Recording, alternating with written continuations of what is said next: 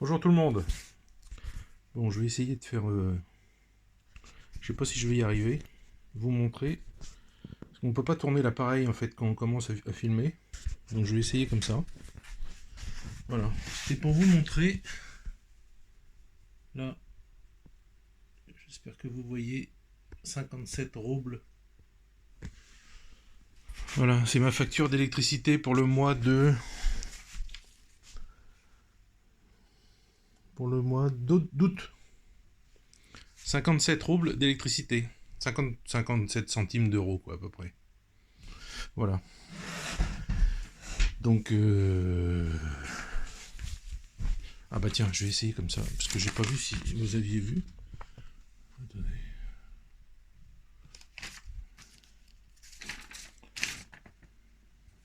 Parce qu'après, il y en a qui disent qu'on manipule les photos, évidemment, parce que les Russes, c'est des gros méchants. Voilà, 57, des bananes. C'est là. 57,23. Voilà, pour 0,1 mètre cube. J'ai utilisé 0,170091 mètre cube pour le mois. Bon, c'est pour faire la cuisine. Hein. Voilà. Voilà. Donc vous voyez, ça c'est ça c'est la gazinière. Enfin la gazinière, non, pas la gazinière, c'est la chaudière à gaz. Donc c'est pas gros, vous voyez. Et puis ça envoie de l'eau là-dedans. Non, ça envoie de l'eau là-dedans, en haut là. Tac, ça part dans toute la maison. Et ça revient par là. Donc là, ça va être bougé, parce que vous avez vu là dans la pièce... dans la pièce qui était... dans toutes les maisons russes, vous avez une pièce pour dormir l'été, où il fait plus frais, qui est au nord, etc., où il n'y a pas de chauffage, bon, où il y a un lit, qui était d'ailleurs. Et ce que j'ai fait, moi, c'est que on a fait une ouverture, là, vous voyez. Et puis, on va faire une salle de bain. Donc ça, va falloir le bouger. Le gaz, il va être bougé aussi, parce que le compteur ne va plus être... il est où le compteur?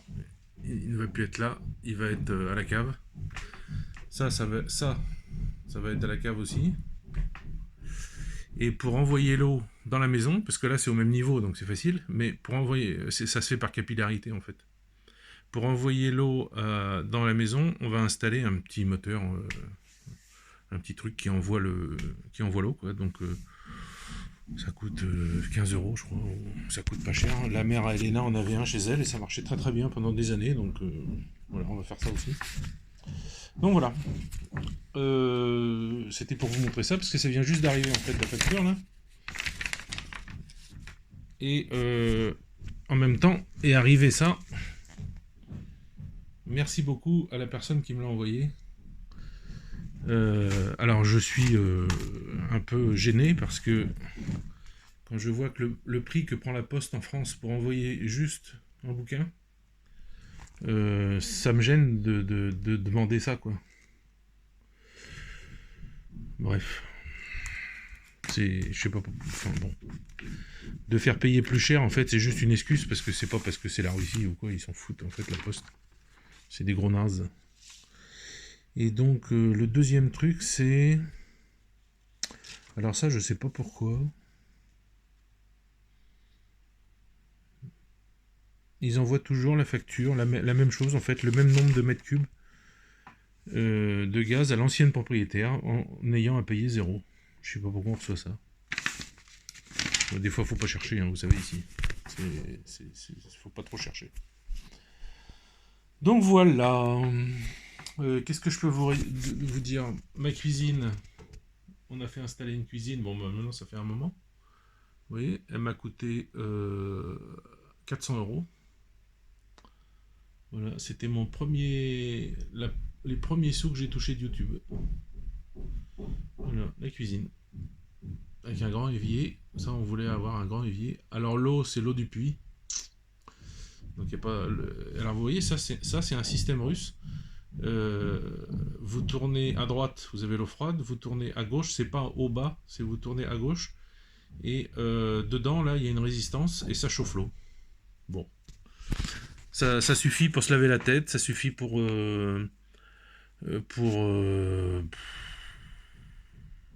sais pas, pour avoir un peu d'eau chaude, quoi. Pas trop chaude. Elle va jusqu'à, ça va jusqu'à 40 degrés, je crois. Donc bon, c'est mieux que de l'eau froide pour certaines choses. Des fois, vous voulez vous laver un peu, bon bah, c'est mieux d'avoir de l'eau un peu chaude. Voilà.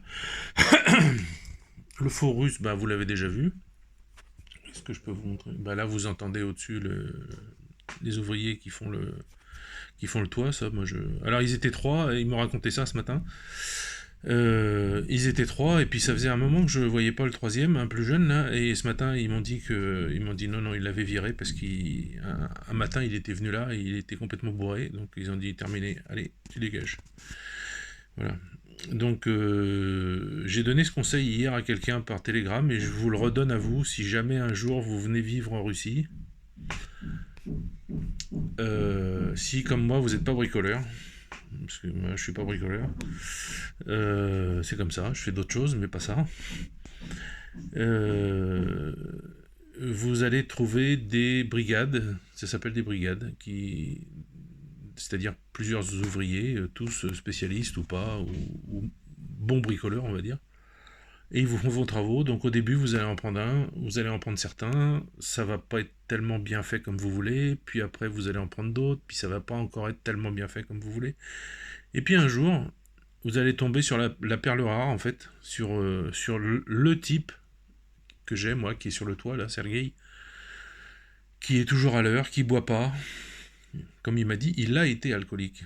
Beaucoup, même, alcoolique. Mais il a tout arrêté, il y a 15 ans. Il boit pas, il est toujours à l'heure, il est sérieux, il donne les factures tout le temps quand il achète des trucs.